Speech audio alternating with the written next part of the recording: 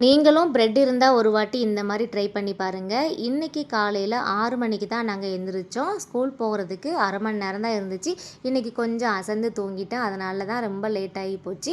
என்னடா சமைக்கிறது அப்படின்னு சொல்லிட்டு யோசித்து பார்த்தா, வீட்ல பிரெட் மட்டும் தான் இருந்துச்சா. அந்த அன்னைக்கு குடமிளகா, தக்காளி, வெங்காயம் இதெல்லாம் நல்லா ஸ்லைஸா கட் பண்ணிட்டு, அந்த பிரெட்ட வச்சு இந்த மாதிரி அடுப்புல சூடு பண்ணிக்கிட்டு, அந்த பிரெட்டு மேல கொஞ்சம் சாஸ் ஊத்திட்டு, நம்ம கட் பண்ணி வச்சிருக்க இந்த காய்கறியெல்லாம் ஆட் பண்ணிக்கிட்டேன். அது கூடவே 2 துண்டு பன்னீரையும் ஆட் பண்ணி கொஞ்சம் டொமேட்டோ டாஸ் மேலே ஊற்றி அதுக்கு மேலே இந்த சீஸ் வந்து போட்டு இதை வந்து நல்லா கீ வச்சு ரோஸ்ட் பண்ணி எடுத்துக்கணும். 2 பக்கமும் நம்ம ரோஸ்ட் பண்ணும்போது அது உள்ளே இருக்கக்கூடிய அந்த சீஸ் வந்து நல்லா மெல்ட் ஆயிருமா.